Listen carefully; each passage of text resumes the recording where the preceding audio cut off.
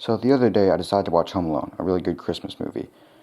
So I put it in, and of course when I watched it, I enjoyed every second of it. But when the movie ended, I kind of wanted to watch more of it.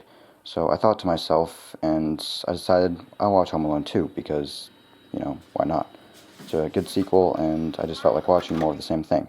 But when that movie ended, I kind of wanted to watch more, because Home Alone 2 was a good sequel. So I just said, you know what, why not? I want to watch Home Alone 3. Because I've never seen it, and maybe it's not as bad as people say. And when it ended, I was actually pretty surprised because it wasn't as bad as I thought it was going to be.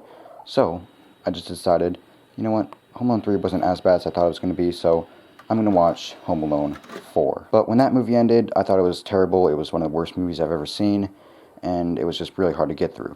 But now I was kind of in a dilemma just because it was 2:12 a.m. in the morning, and I've already watched 4 Home Alone movies, and I had the 5th one sitting right next to me. And I was like, you know what, I've come this far, I might as well just finish it off and watch the 5th one. So I've done what no human being has ever done. I watched all 5 Home Alone movies back to back to back to back. Alright guys, I finally finished. I watched all 5 Home Alone movies. It's like currently 3:50 a.m. in the morning. Pretty tired, and I'm gonna go to bed.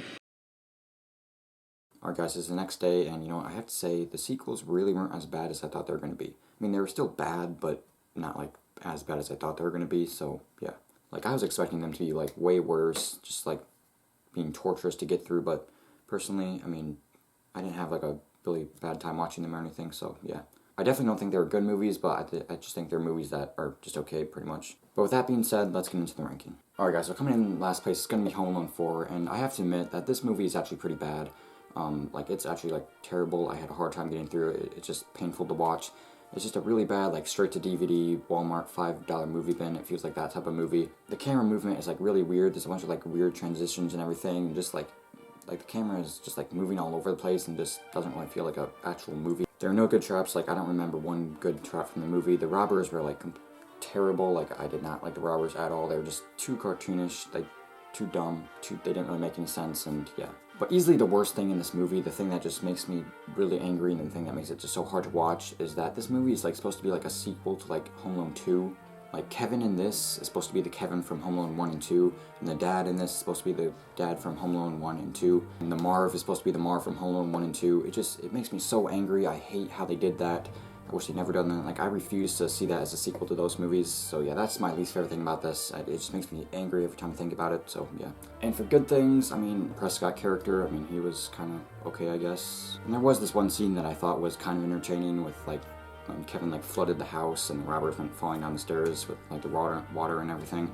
That was kind of an entertaining scene, so I have to give it that. But other than that, this movie is trash, and I really do not like to rewatch it. Okay, so coming in spot 4 is going to be Home Alone 5.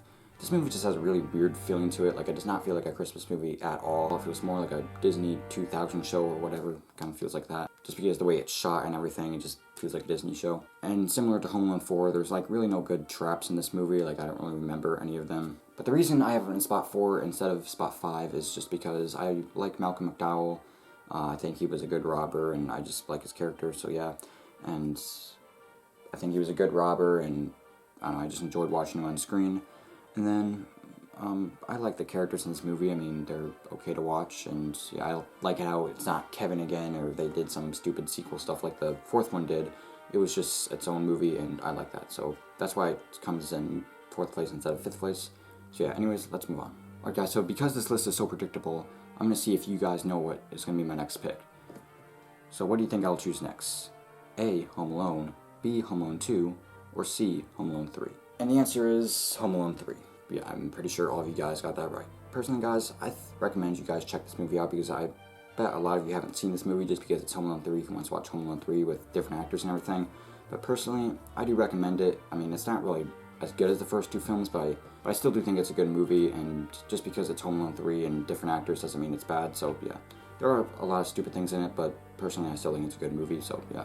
I kind of just wish that there was more, like, Christmas feels in this movie, just because, I mean, yeah, sure, it was snowing and there was the occasional Christmas song, but other than that, there's really no, like, Christmas vibes in it. It doesn't really feel like a Christmas movie that much, so yeah, that'd probably be, like, the only thing I'd change, but other than that, I didn't think this movie was that bad. I thought the kid was good. He did a good job playing his character, and the robbers were also good. It was something new. Like, they weren't just ordinary robbers. They were, like, working with Hong Kong and all that stuff. So I thought that was, like, a cool kind of twist the movie had.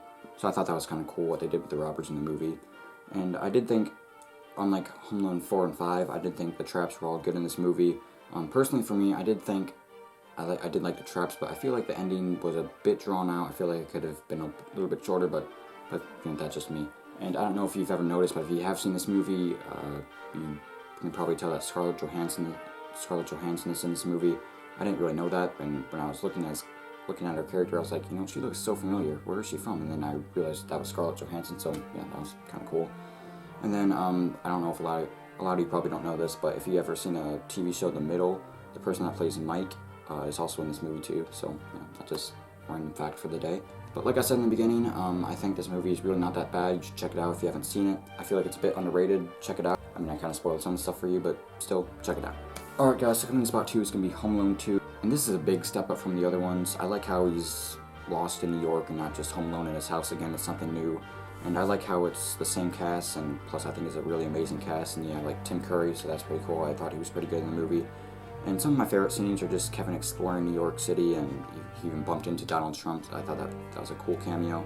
And I like seeing Harry and Marv again. Those are easily my favorite robbers, just because, I mean, it's Harry and Marv. Who doesn't like Harry and Marv? They're always good to watch. But I do have one complaint with this movie, and that's just because I feel like Kevin gets a little too lucky a lot of the time. And I mean, what are the chances of Harry and Marv bumping into Kevin in New York City? That really is a little hard for. That was a little hard for me to believe, but that's just, I mean, but it's movie logic, so yeah. But that's the reason I have in spot 2. It's not as good as the first one, but I do think it's a solid sequel, and yeah. It's a big step up from the other ones. But guys, coming in first place is really no big surprise. It's Home Alone. It's my favorite Christmas movie of all time.